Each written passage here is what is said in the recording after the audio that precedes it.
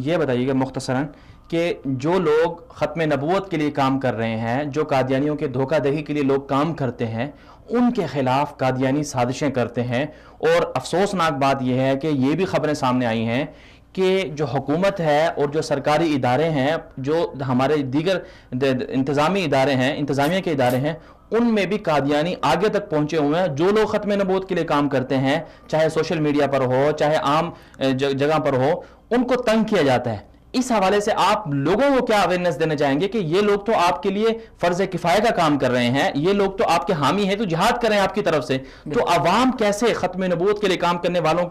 کو سپورٹ کرے اور کیسے ختم نبوت کرنے والوں کی مدد کرے، اور حکومت کو کیا چاہیے کہ وہ جو ختم نبوت کے لیے جو کام کر رہے ہیں ان کو حفاظت دے، ان کو سپورٹ کرے؟ دیکھیں،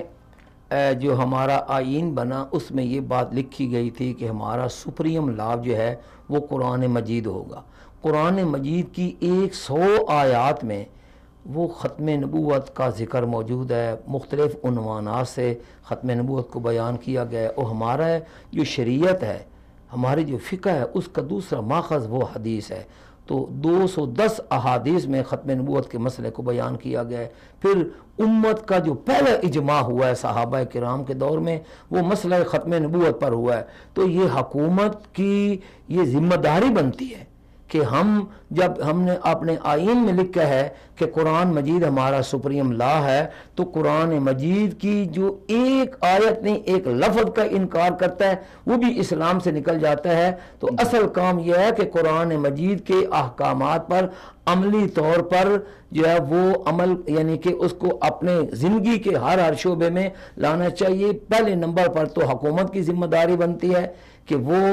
اس کو سمجھے، قرآن کا مطالعہ کرے، اور قرآن کا جو احکامات کا جو تقاضا ہے ہم مسلمانوں سے بحیثیت حکمران، وہ ہم اس کو ادا کریں۔ اگر دیکھیں، اگر اللہ اس کے رسول کے ساتھ بغاوت کریں گے تو جو کچھ اب ہو رہا ہے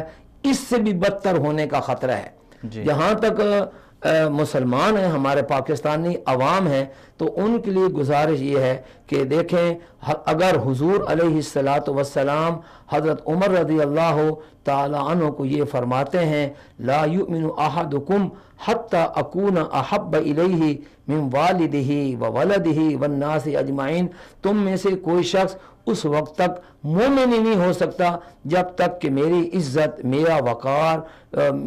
میری ناموس تمہارے لیے تمہارے ماں باپ اولاد سب انسانوں سے بڑھ کر عزیز نہ ہو جائے۔ تو اگر صحابہ کرام کے لیے درس ہے اور سبق ہے، تو ہمارے لیے بھی یہی درس اور سبق ہے۔ ہم اگر قرآن و حدیث کی احکامات پر عمل کریں گے، انشاءاللہ تعالی، اللہ تعالیٰ کا وعدہ ہے، ان الارض للہ یرثھا من یشاء، کہ والعاقبۃ للمتقین، کہ یہ زمین تو اللہ کی ہے، جس کو چاہتا ہے اس کو دیتا ہے، اور جو ہے یہ اچھا انجام تو متقی لوگوں کے لیے ہے۔ اگر مسلمان قرآن و حدیث کی رسی کو تھامے رہیں گے تو انشاءاللہ تعالی دنیا کی کوئی طاقت ان کو زیر نہیں کر سکتی۔ جی مولانا صاحب، بہت بہت شکریہ، آج آپ نے ہمارے لیے وقت نکالا، ہمیں وقت دیا۔